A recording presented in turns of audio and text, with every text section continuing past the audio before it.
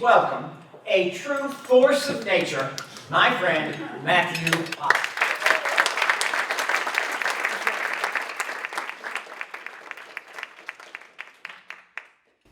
That's why I always get Jim to do my introductions. I'm ecstatic to be here. And Jim mentioned that we met at NSA. What he didn't mention is I was there with a notepad doing what you're doing right now, learning what this whole speaking business thing is about, because I had no clue what I was doing, none. And that was about 4 years ago. The biggest focus, and I worked with Jim because I thought I was an okay speaker. I wanted to be a great speaker. And I think that a lot of people here, even now, would probably still be a better speaker than I am. And that's not what I'm here to teach you about today. What I'm great at is the business of speaking, right? The getting paid for doing what you do. Because at the end of the day, we can't do what we love unless we get paid, right? Now, one of the things I always get asked to do is contribute to things like this. Anyone heard the term growth hacking? Drives me nuts. I got asked to contribute for this. This is Entrepreneurial Voices. This is like a quarterly thing that they do. We've all seen the magazine. They do the books as well. And the question I got asked is, can you contribute, a chapter which, they interview you and then they publish it? And I said, sure, but I'm going to talk about how growth hacking is rubbish, as long as you're okay with that. So I got interviewed about it, and everyone's talking about the fancy thing you can do on LinkedIn through LinkedIn Messenger and sharing those things. That's the new fad of the day. Before that, it was webinars. Before that, it was how to do automated posting on social media, and that's what people keep focusing on. They keep focusing on the tactical thing for today to improve our business. The problem with that is twofold. One is, it costs a lot of money to buy the tactical thing of the day. And secondly, by the time you find out about it, everybody else is already doing it, right? So everyone's already over it. The thing that I try and focus on with any business that I work with is the overall strategy, making sure that the business long-term has a strategy of growth, that you can benefit from all the tactical elements. But just like everybody else, you get a short-term growth and then you go to the next tactical element, but the overall strategy is still allowing you to grow. So let's talk about the overall growth strategy, and I'm going to do that by starting to talk to you about, or telling you about Wendy. So Wendy was a language coach out of California. And she came to you with a big problem that most of you would probably have. She was struggling to compete on price. And she said, look, I've successfully charged $50 to $80 an hour for private consultation for as long as I can remember. I teach people Mandarin and I charge $50 to $80. It's been working. Now, all these people are moving into California and they're starting their own businesses. So they're willing to cut their prices to the bone and they're willing to charge $30 to $40 an hour for consultation. Now, everybody's used to that, right? When we start a new business, we charge less. It destroys the industry for a lot of people that are trying to be a functional skill person. And she was struggling from that. She said, not only that, I have to deal with people in China now, thanks to this global economy that we live in, that are willing to charge $12 an hour to do the same job. And now, thanks to our friends in Silicon Valley, there's now technology where, Cheryl, I'll teach you Chinese, you teach me English, and we just won't charge each other. Does that work? How do I compete in that crowded marketplace? And I said, Wendy, what I need you to do, that's a long spiral to the bottom. Instead, what I want you to do is avoid the battle altogether. So I started to look at all the clients that Wendy had, and she had hundreds of them over the year. But what I noticed was she worked with two specific people, and it really was only two. And these were executives being relocated across to China. Now, she helped these people with three things. The first was this concept called Galaxy. Now, if I mention Galaxy to most people here, most people in Australia, we're going to assume I'm talking about outer space, right? But that's the word in China for rapport.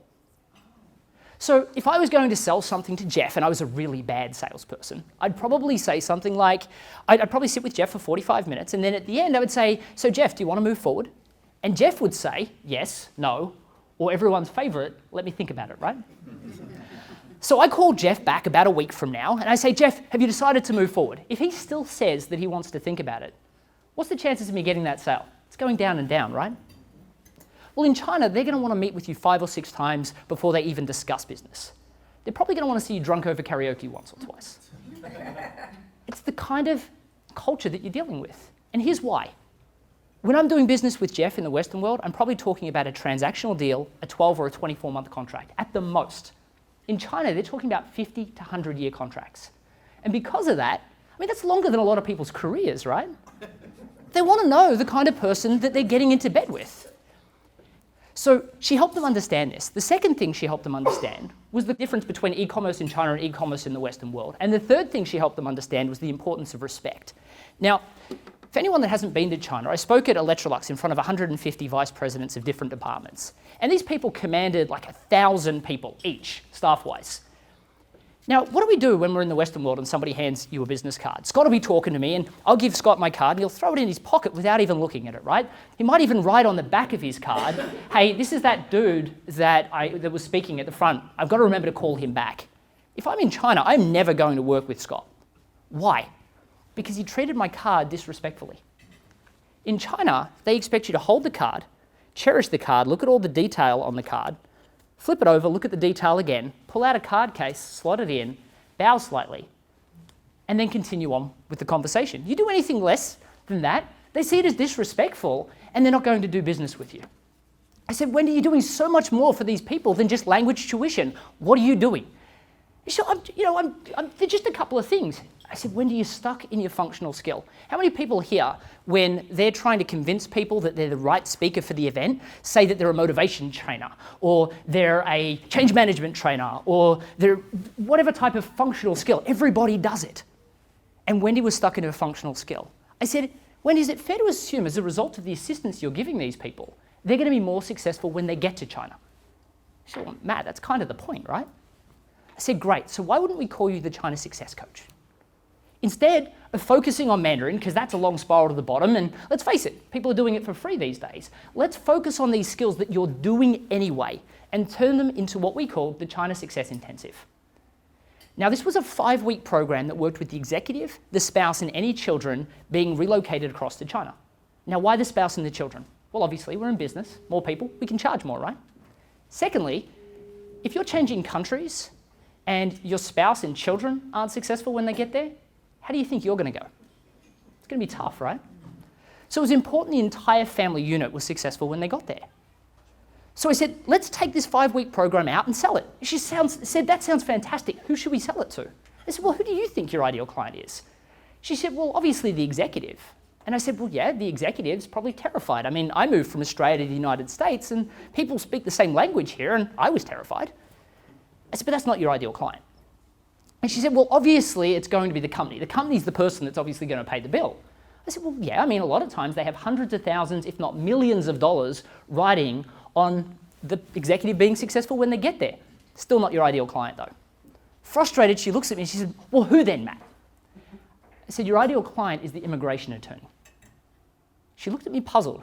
That's what you think about it. For anyone that doesn't know the immigration industry that well, when you do a visa, it costs about $5,000 to $7,000. When you do a green card, it costs you about the same. Now, there are costs associated, right? The immigration attorney's got to find you as a client. Anyone here tried to spend money to do marketing? It's not cheap, right? That costs money. Next, on top of that, they've got to do all the paperwork, all the bureaucracy that goes with getting that visa. They'd be lucky to make about $3,000. I said, so what you should do is offer them $3,000 for any successful introduction. They thought this was amazing. You mean I get to double my profit by just introducing you? What would I have to say? We said, simple. All you've got to do is say, congratulations, you've now got your visa. Now I just want to double check, are you as ready as possible to be relocated across to China? And they'd say, yeah, I think so. We've got our visa organized, thank you. We've learned the language, kids are getting pretty good at it too. I think we're set. And they'd say, there's actually a lot more to it than that. I think you need to speak to the China Success Coach. Wendy would then get on the phone. I mean, this was the easiest sell in the world. I mean, they were terrified to go. The company was motivated to pay. And they'd just been recommended by their immigration attorney. So she charged $30,000 for this platform. So let's put this in perspective. She was struggling every single day to charge $50 to $80 an hour and failing, struggling to keep her current clients, struggling to get new clients, a total hustle. And instead, she made $27,000 after commission to the attorney for the easiest sale in the world. That's a power of a strong and differentiated message. Now let's think about that for a second. Wendy came to me originally for sales training. She wanted help to close clients. She came to me for the tactical elements, and that's what most people in their business, if they are going to focus on sales and stop hiding away writing content, they're going to come and they're going to ask for sales training. The problem is, if the message isn't right, I mean, you think about it. I could have made Wendy better at selling language tuition. But at the end of the day, she was selling the wrong message, the wrong product to the wrong marketplace. What you've got to stop doing is selling based on features, prices, and discounts. You've got to understand people are actively looking for a message that they identify with. And for that, they'll pay a premium. So ask yourself, what's yours? Here's what you need to think about. What are the unique things you do outside the scope of your functional skill, outside what you do, what you say you do, what your functional skill is?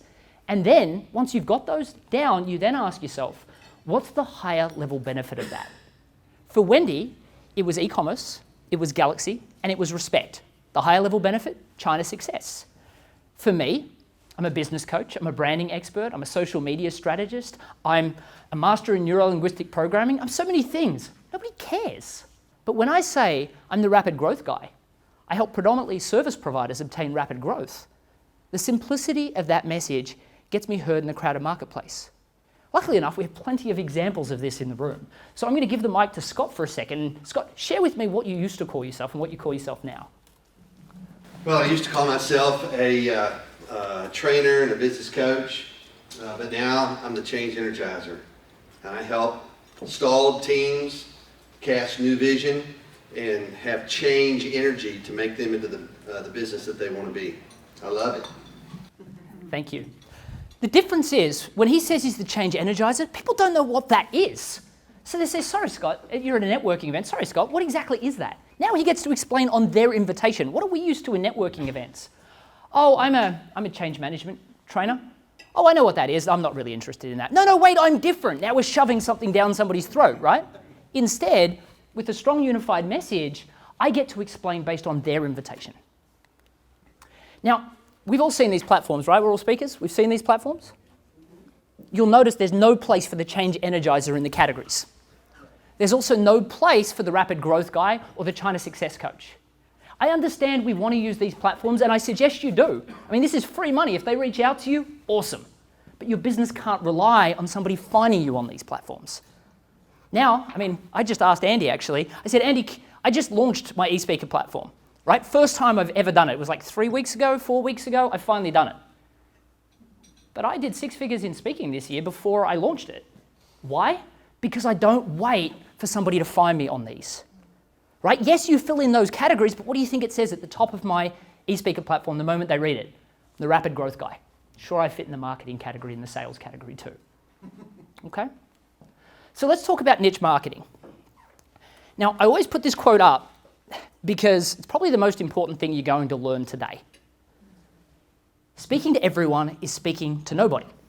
Plus, unless you've got the budget of Coca-Cola, and last time I checked, no speaker has the budget of Coca-Cola, it's ridiculously expensive. A few years ago, I made the decision that I was going to open up a business school, your equivalent of a college. And for those people that have seen the market of education, it's kind of tough. There's really these two marketplaces. You have the market of professionals, people that have already got a degree, and they want to go and get an additional qualification, something to impress the boss. Do you think they're going to go to a new school that no one's heard of? Their boss is going to think they printed it out on their printer the day before. That's not where they're going to study. So then there's this other market that's really quite saturated, actually. People leaving school, didn't get the grades you want, come study with us, get the grades, and then go somewhere else. This would have been a hamster wheel of struggling every day to find new clients, and as soon as I got them, as soon as I made them benefit from my education, they would have left. Not exactly the business I wanted to be in. So I discovered the marketplace of tradespeople. Plumbers, electricians, tilers, builders, landscape designers. And I said, you know what? This is going to be my marketplace. Here's why. For people that don't know the market of tradespeople, they kind of leave school at the age of 16. Either they want to start to earn money or school's not really working for them. And they make the decision they're going to go out and do an apprenticeship. Now, for anyone that hasn't done an apprenticeship, basically what happens is you start the job, nobody tells you what to do, you make your first mistake, people yell at you. And then the next time you make a mistake, you learn through sarcasm and aggression. Right? That's just basically the way you learn on a trade site. So after lots of time getting yelled at, people being aggressive with them, they notice that they're getting better at what they do. And then they get so much better at what they do. And they look around and like, hang on a second, everybody around here is not as good at doing this as I am. So they say, you know what? I'm going to go out into business for myself. So they do. And then they start to get clients. Now, they've got to handle those clients and they need to hire staff, and the staff aren't performing. How do they train the staff? Wait, they know. Sarcasm and aggression, right? That's how they learned. So now they're managing their staff poorly. They don't know how to manage their budgets and financial plans. They've got no idea how to market. Wastage is through the roof, and their staff are still not performing, which they're earning less money than them, which really feeds that sarcasm and aggression. They need help. The problem that they have is they're not going to go to an education facility for that help. I mean, you think about it. Have you ever heard that saying, you can't do, you teach? It's what they told themselves, right? It made themselves feel better that school had let them down, but that was okay. They knew they wanted business coaching, but they couldn't afford business coaching. So what we did was we launched with business coaching at a price you can afford. We ran every single class with 20 people in the room, 20 people total. Each person was a business owner from the trade demographic, a builder, a plumber, a landscaper. As long as they worked on a trade site, they were our customer. And we grew to 3,500 students within the space of 3 years. That's rapid growth, right? Every class was business owners coming. We ran it like a mastermind. And even the person at the top of the room wasn't a trainer. They were a trained business coach. They just happened to have a training qualification as well. Everybody's not your client. Here's the thing that everybody gets wrong. They say, well, at the moment, I'm just getting started, so I'm really happy to take any client. Let's put that in perspective for a second.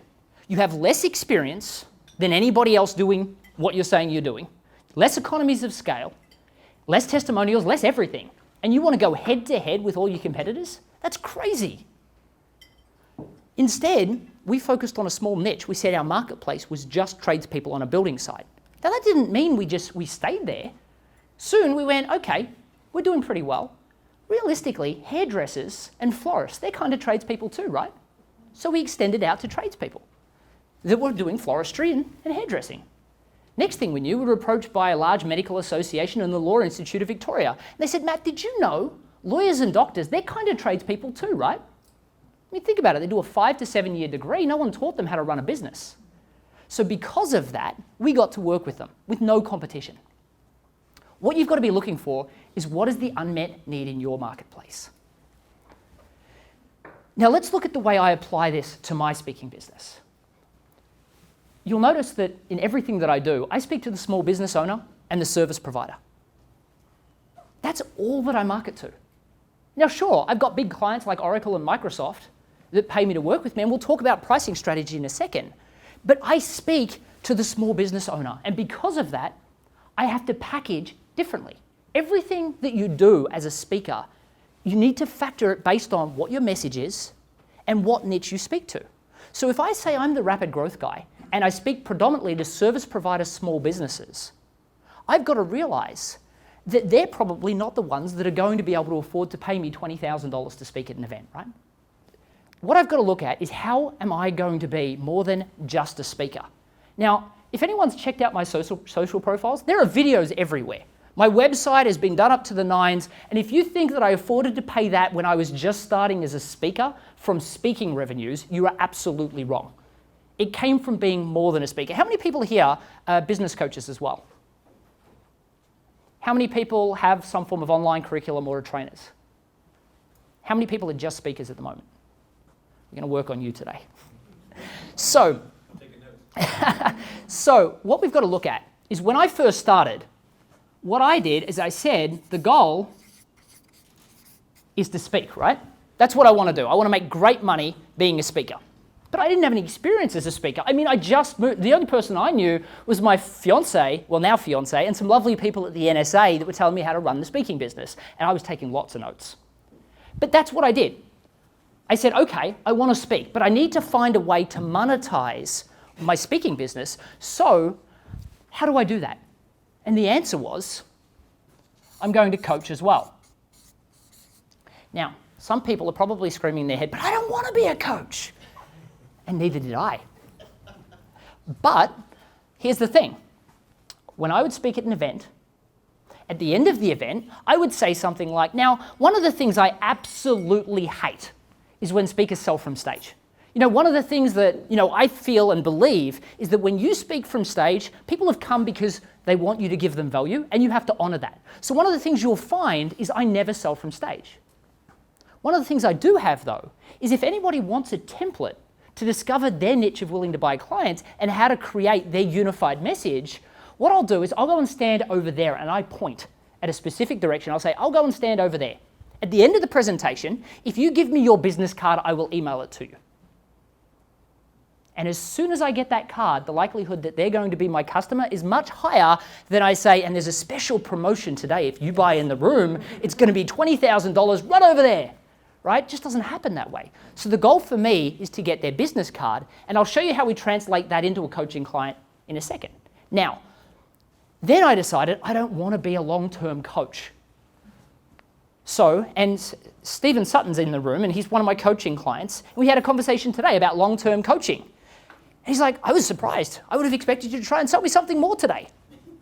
And I said, here's the thing. My primary focus is to get you with all the strategy, starting to implement, getting results, and getting you ROI with a really concise series of sessions. Here's why. If you're going to have an online training program, how do you teach an online training program that's a forever model? I'm going to coach you forever on anything you want. How do you build that into an online program? It's almost impossible, isn't it? So what I did is I said, I'm going to coach people for a maximum of 6 hours total. In the first session, I'm going to do unified message and goals and mindset. In the second session, it's niche marketing, packaging, pricing, and stories, and teaching them how to get their own PR. And the third session, I'm going to teach them inbound and outbound sales, and that is it. At the end of that, they'll have all the strategy I want to see they're implementing and getting at results. And what's my focus here? Proving that my curriculum worked. That was it. And getting it on camera so that I could maximize the sales ability later. So what I did is I coached people for a really short period of time, and I built in the cost of getting the testimonial video into the price of coaching. So now I can speak for free, except when I do exactly what I showed you there was never a time I made less than 5 figures in a room. Just didn't happen. Well, maybe occasionally. So now I'm doing speaking and coaching. And then I'm moving towards this online curriculum. So what I did is I started to do all of these case studies with all of my success stories from my coaching, proving the curriculum worked. Here's the cool thing. I could cut that up and put it on social media, and now I'm marketing myself as a speaker, right? But I'm also cutting it up and pushing it towards my online academy, and also anybody that's watched my academy or as a member of my academy, I thought no one would watch this stuff. Turns out it's probably the most favorite part, but when I decided I was going to create my academy, I said that was going to be the total course, right? I'm going to do the course around these people. And the person that I hired to help me said, Matt, that's no course. People are just going to cancel, right? Because there wasn't any firm backbone of curriculum.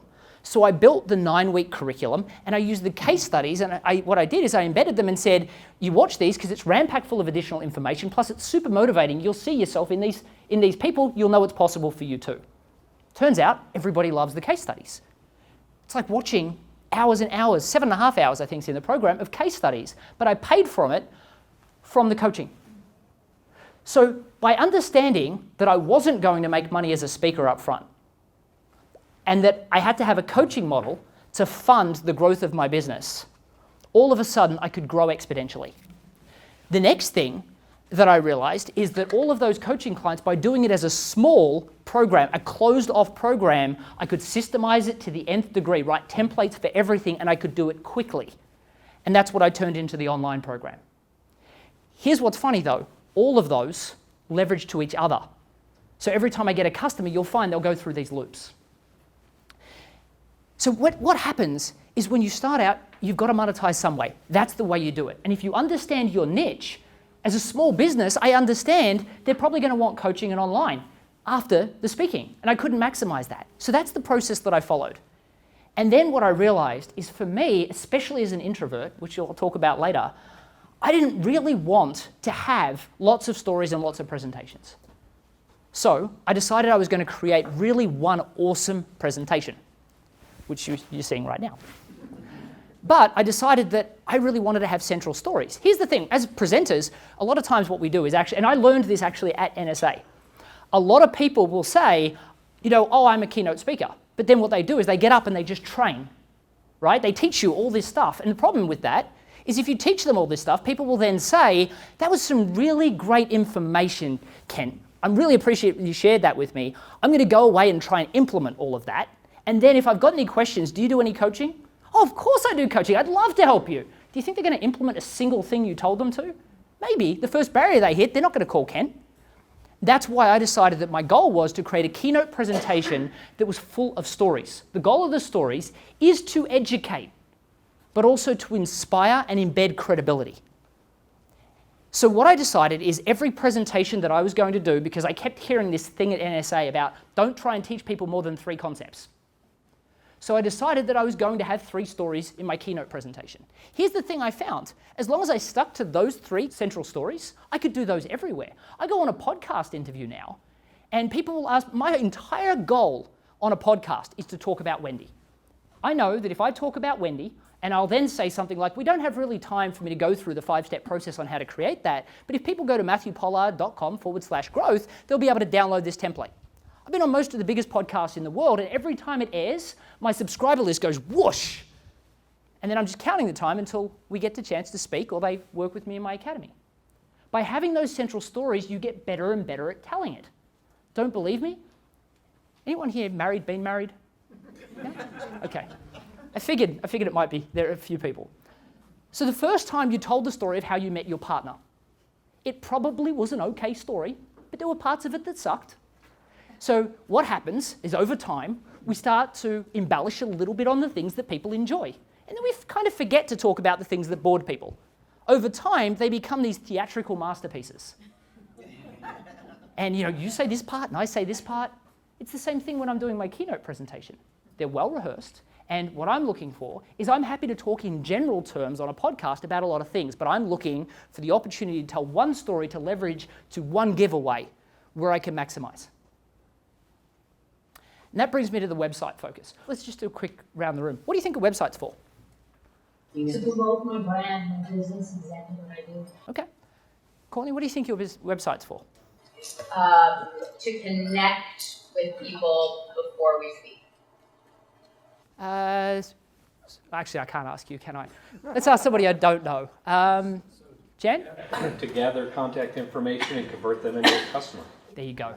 The goal of a website is to get an email address. That is it. As a speaker, your website is not a retail store. Don't have your prices on it.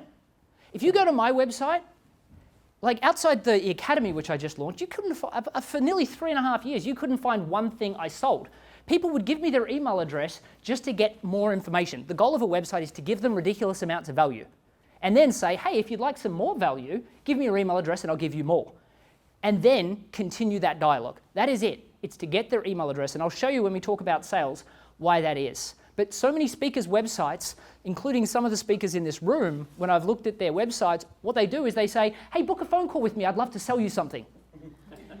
And that is not the goal of a website at all. And you won't find that anywhere on my site. As a matter of fact, when I first started, I had this big button in the middle of my homepage that said, if you want to book a phone call with me, click here. Nobody ever clicked it, 3.5 years. But they kept giving their email address for the value stuff. So let's talk about sales systemization. Now, I always put this up because I think it sets the tone really well for this. For the people in the back, I'm going to read it for you. Everybody has a product to sell. Even if your company consists of just you and your computer, look around.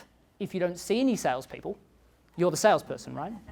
Now, the book's kind of a dead giveaway, but most people assume that I'm kind of extroverted, right? That I can just naturally get up on the stage, right? Paul and I were talking just before I went on, and I'm like, I'm actually really nervous about speaking in front of this group because I don't generally speak in front of friends. But I kind of get nervous no matter what group I speak in front of, right? I speak in front of an audience of 1,000 people, I'm terrified. I speak in front of an audience this size, I'm kind of terrified too. But when I was in late high school, I had a reading speed of a 6th grader. I had no idea what I wanted to do with my life. And because of that, I was kind of introverted. Not only that, I had to deal with this face. Right? I had really bad acne. I'm going to change the slide while I continue to tell the story. That was my sister's wedding, by the way. I'm getting married, so people, I always cover off, I'm not getting married twice, that was my sister's wedding. So for me, can you imagine though as a brother, right, knowing, I mean, the brother wants to do everything they can for their sister on their wedding day, right? I couldn't do anything about that face. right? Now I can afford, and they have that technology for photoshopping, she won't let me fix it. But I would love to do it, right? But the truth is, I was really introverted, I had no idea what I wanted to do, and I found school really difficult because of my reading speed issues. I got diagnosed with this thing called Irlen syndrome at 16, which basically meant I put on a pair of glasses and bang, I'm cured. Except for the fact I had to start learning how to read all over again, right? Which meant I did a lot of work to catch up, and in 2 years I caught up quite a bit. I got into the top 20% of my state, but I was exhausted. And my family knew, because I had no idea what I wanted to do, that it was going to take a lot more than that to get me through university. So we all agreed that I was going to take a year off to find myself. So I did. I took a job at a real estate agency, and that was my goal. Now, I know when I say real estate, people go, oh, you were going to be selling stuff. No, I was the guy in the back office with that, doing the data entry with a look on my face saying, don't talk to me, I'm here to find myself. Well, my boss walks in about 3 weeks after I'd started and said, Matt, I got some really bad news. The company's decided to shut down this office, you're out of a job.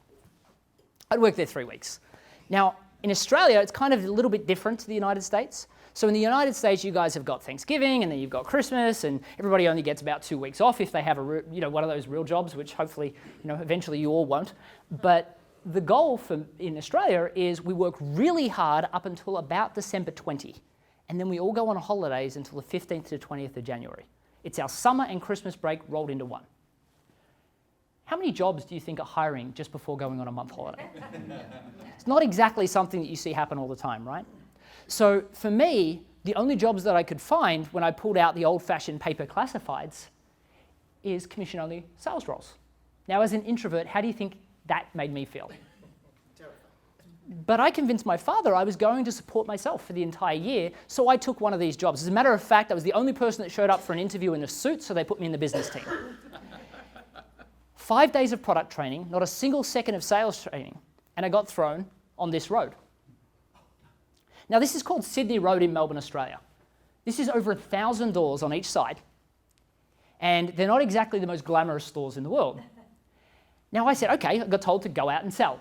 So I went to walk in the first door, and I had this realization. No one taught me how to do that. I had no idea what to say. So I took a deep breath, and I walked in, and I was politely told to leave. Shortly after that, I was less politely told to leave. Then I was sworn at, and my personal favorite, I got told to get a real job. That was the only job I could get, right?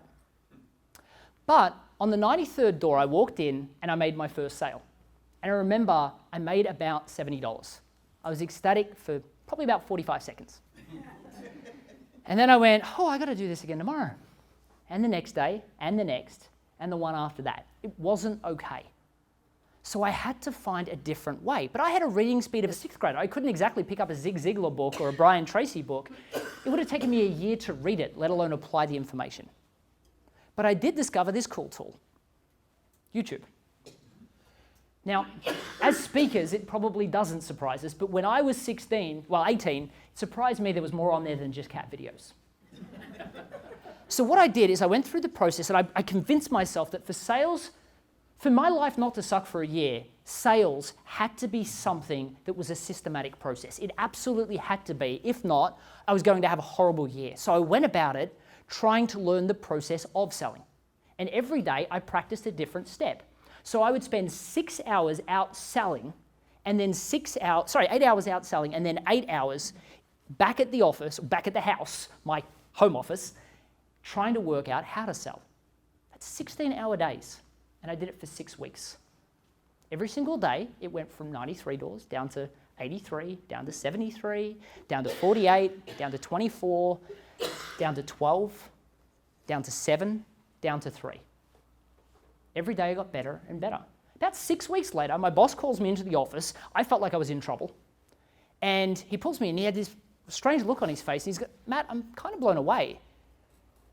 We just got the national sales reports. You're actually the #1 salesperson in the company, which happened to be the largest sales and marketing company in the Southern Hemisphere. It took 6 weeks. Over time, I kind of got promoted and promoted. And, well, the first time it didn't work out that well. I trained 20 people, they all quit the next day. But I eventually got my stride. I got promoted 7 times, and I got overconfident, and I made the decision I'm going to go out into business for myself. And I decided I was going to open up a mobile phone store. It's all I knew. So I opened up. The place was above a Subway restaurant, so it smelled like bread all the time. It was amazing. And the problem that I found is that the market was full of lots of really big players, and they were all competing on one thing. Want to take a shot? Price. Same as here, right? Everybody's trying to save you money. But to save money, they had to cut corners somewhere. So they moved their call centers offshore. They got rid of the support staff that was supposed to be helping people on the ground. Now, if you're a business and you save a bunch of money on your phone bill, that's great. I mean, if you can save $100 a year on your phone bill and your markup's 10%, well, that's great. Now you don't have to sell another $1,000 worth of product. But if I asked Andy, if your phone went down for 3 days and Oracle's on the phone trying to call you and they can't get hold of you and they call someone else, how much does that $100 look to you now? Not much at all. And that's what we found. So what I realized is service had left the building. So we opened up a brokership. Didn't matter what company you went with, as long as you worked with us, we would make sure that we would handle your service. We'd come out, we'd swap your phone over, we'd do whatever you needed. We launched with service you could count on. And within 3 years, we grew to the #1 brokership for business-to-business cell phones in the country. By year 3 alone, we turned over $4.2 million. Again, that's rapid growth. In 2007, I won what's called the Young Achiever Award. But more importantly than that, I went from scared to selling, really terrified, to teaching hundreds how to do it. Now, through the book that probably tipped you off that I'm an introvert, I get the chance to do these things and I get the chance to teach thousands. The last story I'm going to talk to you about before we go into the tactical, what does selling look like in the sales world these days. By the way, video is a big part of it, so check out, was it 22nd of June? 23rd of June, make sure you check that out. I'm going to share a story about Derek Lewis, and for people that have seen my book, which there's a lot of people in the room, you'll notice Derek's name is on the cover. The story I'm about to tell you is not the reason why, but we'll get to that. When Derek first reached out to me, he said, Matt, I got a real problem. No one can afford me. As speakers, we hear that all the time too, right? Don't have a budget, don't have a budget. Can you speak for free? We don't have a budget. And he said, people can't afford me. I said, well, what do you do? He said, well, I'm a ghostwriter. And I said, how much do you charge? He says, about $20,000 for a ghostwritten book. Now, it may sound like a lot of money, but when you realize how much work it is to write a good book, that is bargain basement. Like minimum 40 grand is what you should be charging. I said, so Derek, you're actually undercharging. He said, but people can't afford me at 20. They're not going to afford me at 40. I said, well, how did you decide people couldn't afford you? He said, well, people would inquire, and he was lucky enough to get inquiries. And he said, then emails would go up and back and up and back, and then eventually the question would come up. Anyone for what the question was? And then all of a sudden, crickets. I said, okay, so what did you do? He said, well, I determined people couldn't afford me, so what I did was I put my price on my website. I said, how did that go? He said, now no one calls me. I said, Derek, I need to ask you a question. You're a ghostwriter, right? It's like, yeah. I said, what do you think your clients don't like doing? I said, well, probably writing. I said, okay, how are you communicating with your clients? These ridiculously long emails that go on and on. He would ask a question, several of them, and then answer their questions. And then they would have to answer his questions and vice versa. It just continued on forever. Like I've seen some of these emails, they go on for pages. Now, if you're a person that wants to hire someone to save them the effort of writing, how likely are you to hire this person? I said, Derek, you need to change the way you're doing it. Firstly, you now charge $40,000 because that's the industry average and it's got nothing to do with price. It's got everything to do with your process. Secondly, I want you to take your price off your website because we need to get the inquiries back. And the third thing is when somebody reaches out to you and with an inquiry, I want you to say just this. Scott, thank you so much for reaching out to me. I just checked out your website and I absolutely love what you're doing. As a matter of fact, I just finished working with someone almost exactly like you and we had a great working relationship. But as a ghost author experience, it really does come down to relationship. So as a byproduct, I'd love to get on a call to make sure you and I are a fit. And also I need to ask you a couple of quick questions just to make sure that I know exactly what you're looking for before I give you a fixed price. Below is a link to my scheduling app. Simply book a phone call below. I look forward to speaking with you soon. So Derek sent that email out to the first person that inquired. And about 40 minutes later, he made $40,000. 6 weeks later, he got his second call and he made $80,000. By the end of the year, he'd made $120,000. Now let's put this in perspective. In October of 2014, he'd reached out to me and he'd made $12,000 for the entire year. The year before that, he'd made $27,000 for the entire year. And now he's at $120,000 a few months later. By the end of the following year, he was just shy of 300,000. Sounds great, right? So I decided Derek would be a perfect person to write my book for me. But the thing you can learn from this is the difference between sales success and sales failure can be one simple thing, which is why it's so important to learn the process. But that's not the reason why Derek was on the book. The reason why Derek is on the cover is because about a few weeks into us working together, he called me and he said, Matt, I have to tell you the market's changed. I said, what do you mean the market's changed? He said, well, I've been doing everything you say, and now all of a sudden the customers want to think about it. And then they're ghosting me. Now, I didn't know what ghosting meant back then, but it turns out it's actually a pretty common thing, right? They just don't get back to you. And I said, well, you're doing exactly what I taught you to do. He said, yeah, I'm doing everything exactly. I said, really, everything exactly? He said, I might have changed a few things. Turns out he'd changed the whole thing, right? He got overconfident. He started to shorten the stories. He started to ask less questions. He was being efficient. And all of a sudden, he stopped making sales. I said, what I want you to do is I want you to go back to the exact same process that you knew.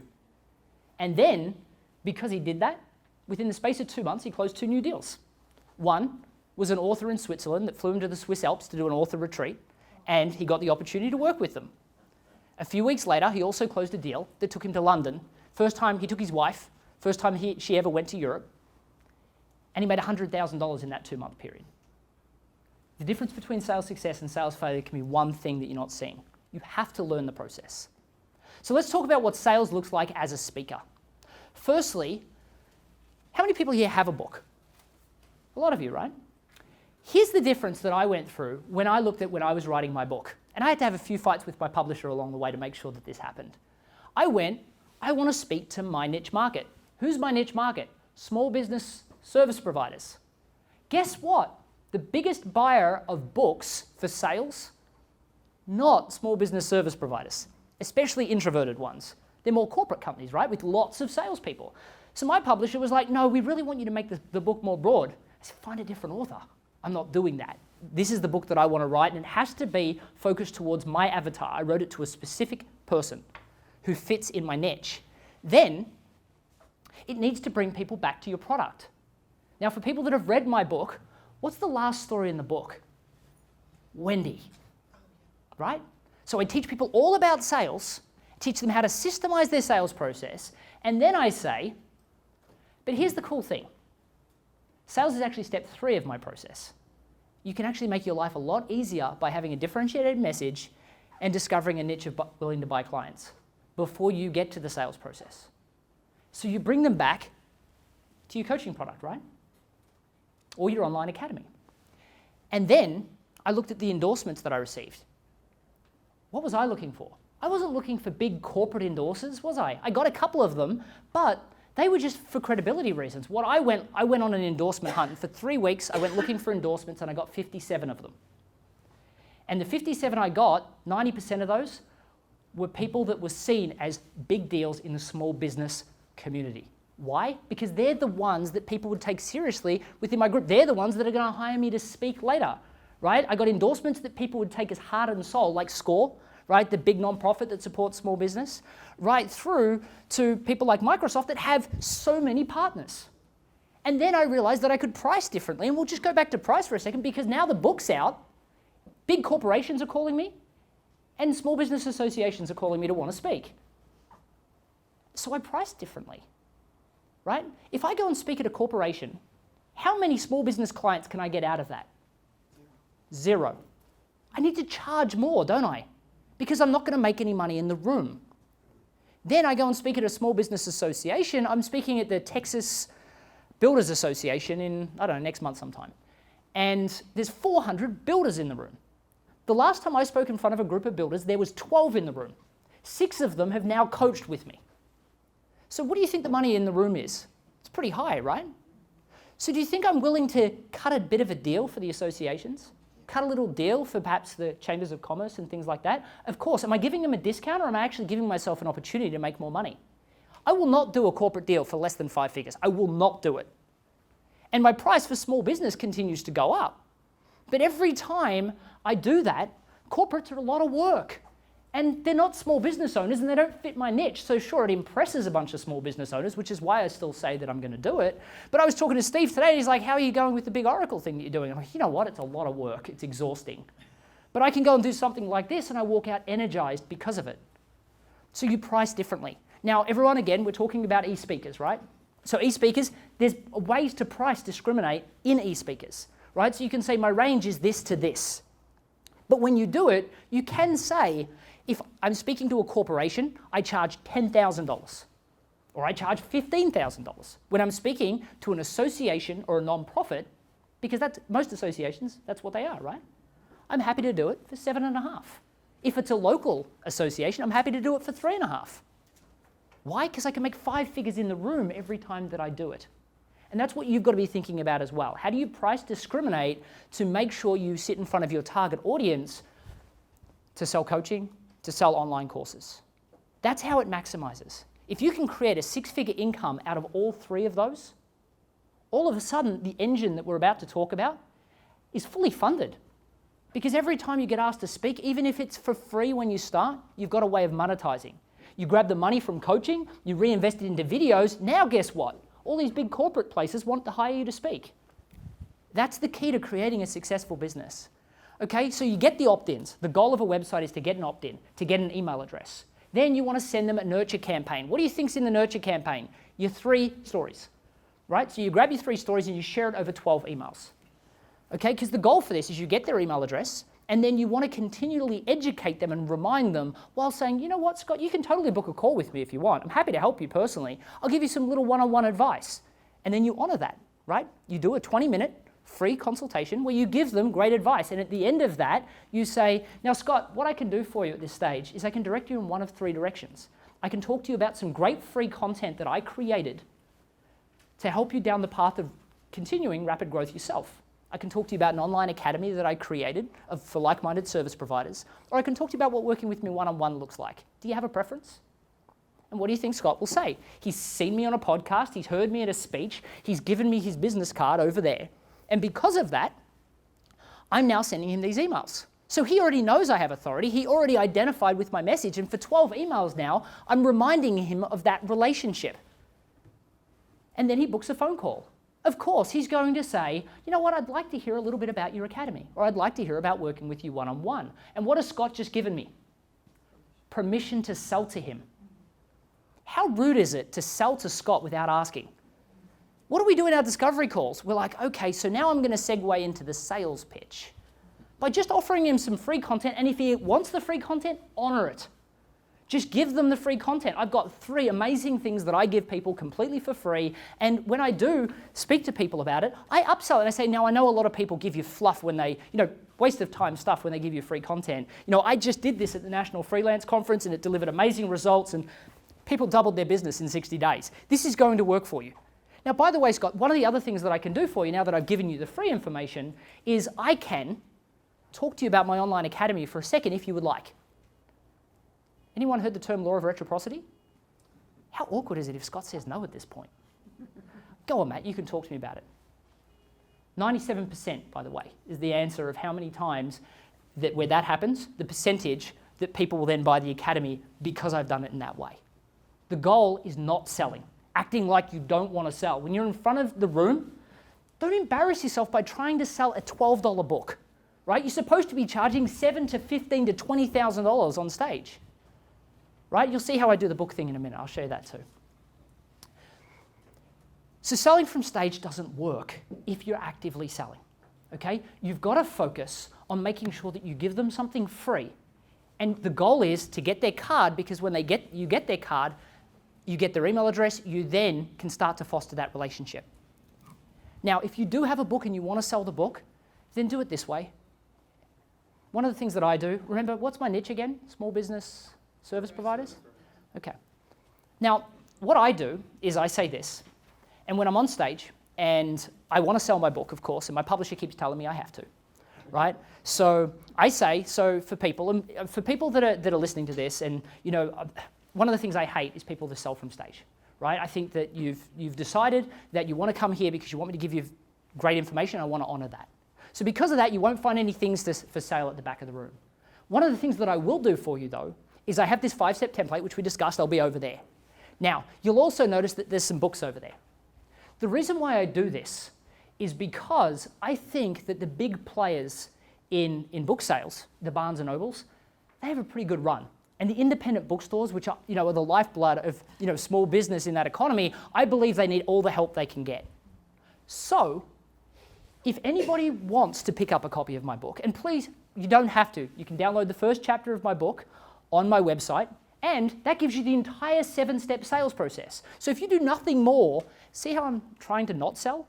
If you do nothing more than just grab the 7 steps in the book from the free first chapter, take what you currently say to customers and fit that in.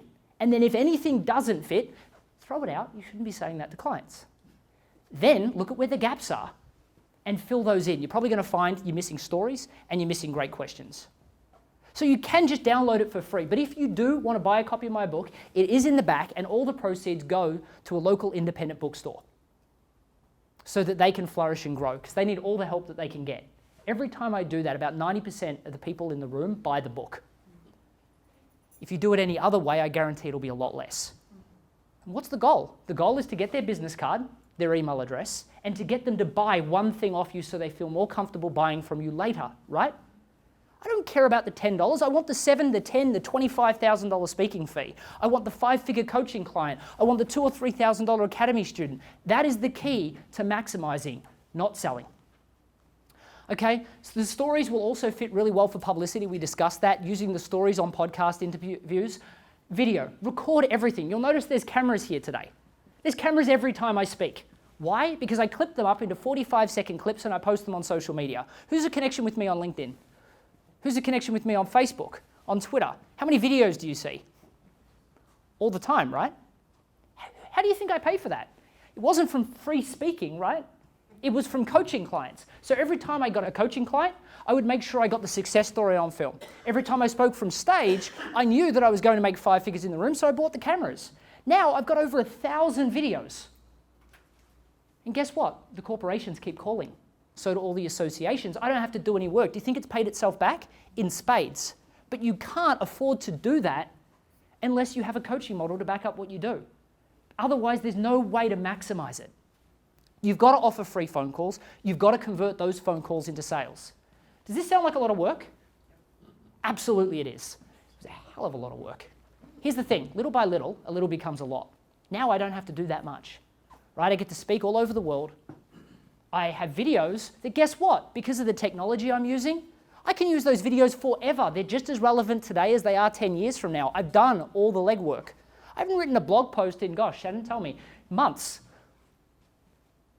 You have to do the work up front, and you've got to find a way to profit from the free speaking events so that you can start to get offered paid speaking events, right? Everything comes from having a total business model. That is the key to a rapid growth speaking business. And what you'll find is that they catapult off each other. I go on a podcast interview, I speak for free, I get coaching clients. I speak for free, or I do a video podcast. Now I've got social content to share in these little 45-second increments, right? Then I start to get paid speaking. And when I do paid speaking, you'll be surprised how many online academy sales you get, right? Each one of those maximizers, that's a complete speaking business. Rapid growth in a speaking business really comes down to 3 simple steps. A differentiated and unified message so you're not seen as a commodity so that they can just go to eSpeaker and say, oh, how much are you? 5,000? How much? Oh, I can find someone local to me for 1,500. I'll use them.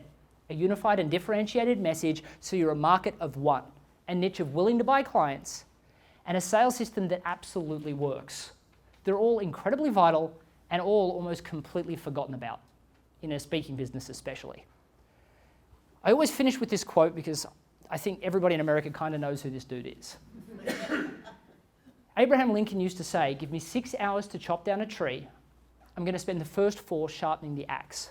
What I find most speaking businesses, gosh, they just keep on hacking away. It's absolutely time to sharpen the axe. Now, for those people that would like to understand how to craft a unified message and discover a niche of willing to buy clients, I'm going to be standing over there.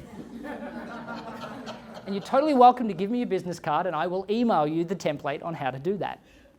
Also, you might notice that I have a book over there. Feel free, you do not have to buy my book. As a matter of fact, but if you do want to help a local independent bookstore, I would love to sign it for you. And if you purchase a copy from Shannon over there, all the proceeds go to book people today. Does anyone have any questions, and do we have any time for them? We do. Perfect.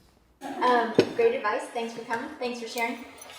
Your model is essentially business to consumer.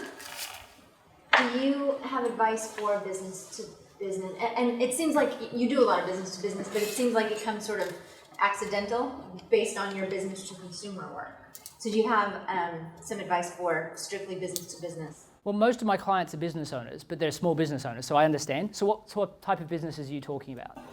Well, I do corporate training primarily. Okay. So when you're doing corporate training, there are a couple of things. So first thing is when you're doing corporate training, there is a lot of executive training that can come off the back of that.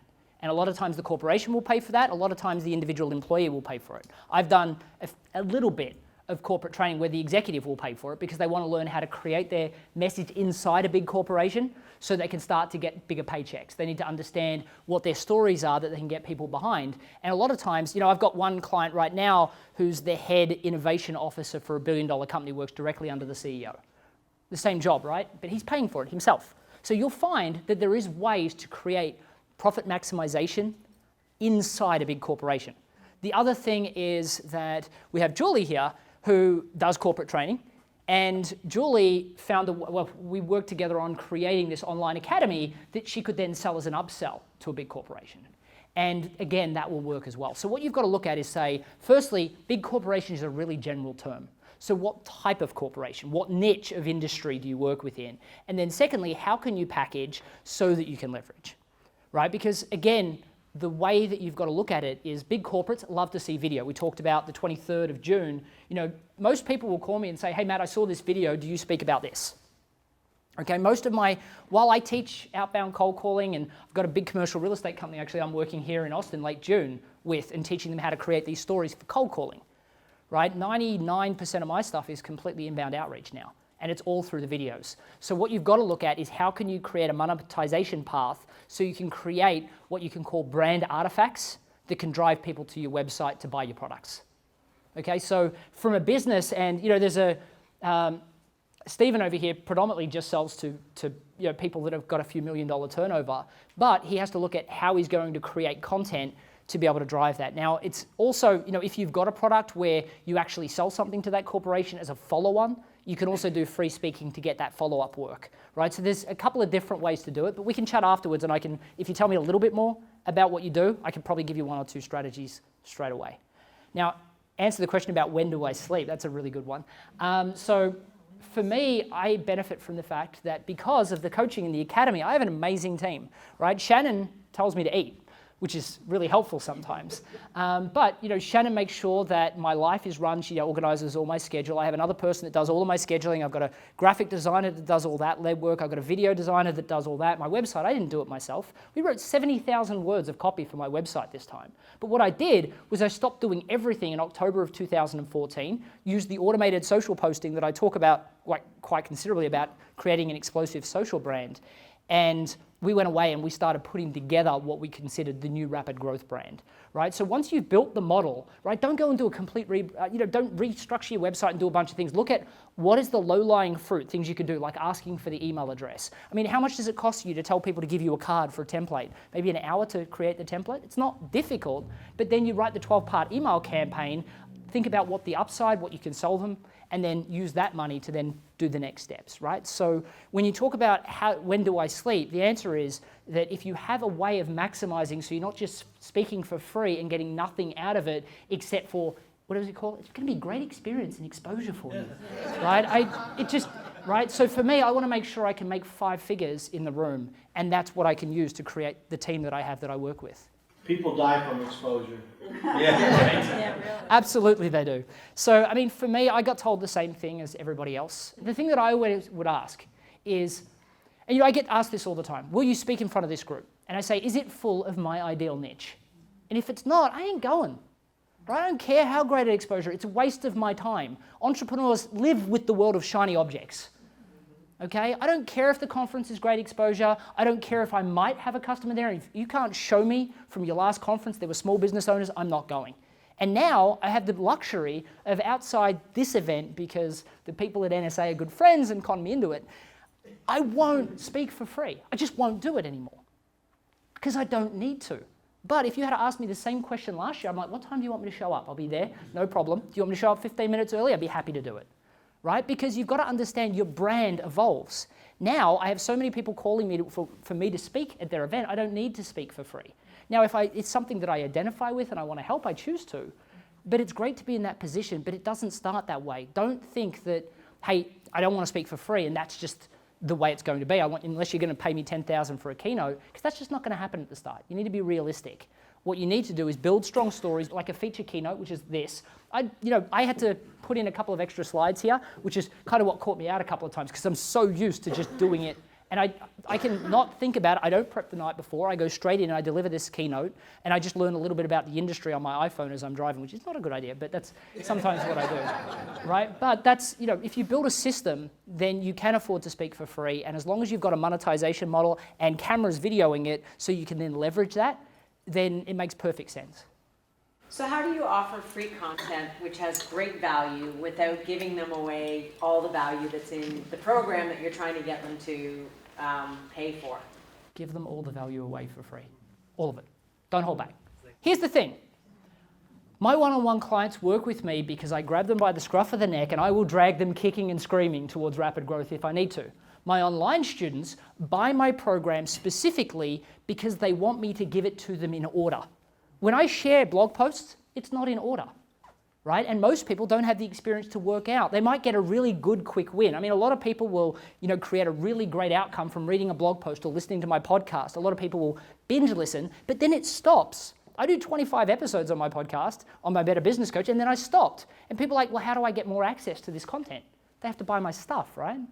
So for me, my goal is I don't hold back. Like, you can ask me any question and I don't say, sorry, that's behind my payment gateway. I won't do that, right? Because again, you want to foster trust and you want to be completely open. And my online academy students will work with me because they want the quickest route that's a systematic process to getting there.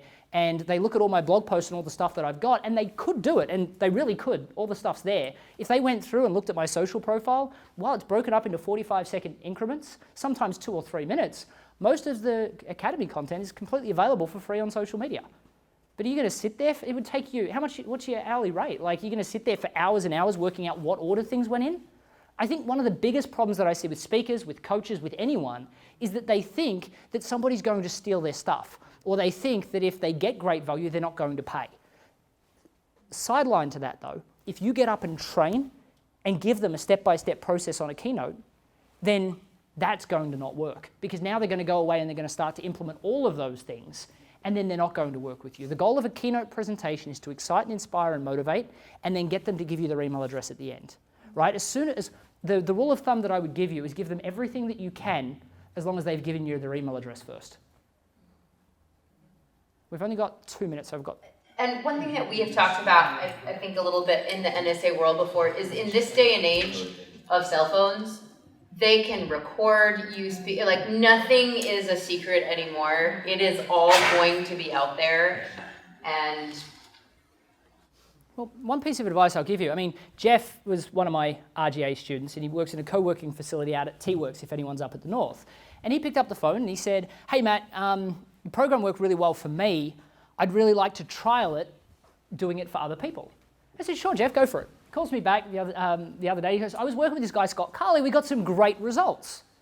By not holding back and not trying to say, no, Jeff, you can't use my content. You're breaking my IP. I will sue you, right? All of a sudden, you create this relationship. So this is how it happened. I didn't really tell many people at NSA what it is I do in my entire business model, right?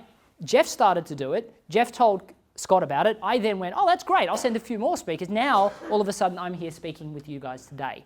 The secret to a really rapid growth business is not trying to put it behind a wall, but give it away freely. Just don't give it in consecutive order, and don't give it out in anything but bite-sized chunks, right? A template here, a video there.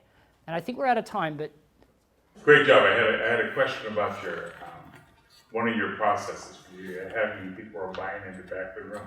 And it's a technical question in that, have you considered having them text you their email to give them the free out? I can't shake their hand. Okay, here's the thing. So you're going to give me a card. Have you got a card on you? Okay, so if you give me a card, Or somebody's card. I'm going to put this down for a second. Perfect. So you give me somebody's card, and I'm going to go, mate, thank you so much. And you're going to say, that was a great presentation. I'm like, I'm so glad that you enjoyed it. I'll make sure I get you that template. There you go. What you and I have done is just broken the friends barrier. Okay. Okay? So the goal is, and I'll steal that back, the goal is that if you do it and say, hey, and now of course, in a room of 1,000 people, you might have to utilize a text messaging thing. I'll tell you how it goes. I'm doing it in front of 1,000 people next month, and I'm going to do the card thing because Jeff's been in a room where I spoke at a Chamber of Commerce. There was 150 people in the room, and they lined up for what, 50 minutes? Yep. Just to give me their card, right? And if you've lined up for someone for 50 minutes to give you the card, how impressed are you with the line, and how important do I sound once you get to me, right? So there's no downside. But I am out of time, but it was great to chat with everyone, and I really had a great time.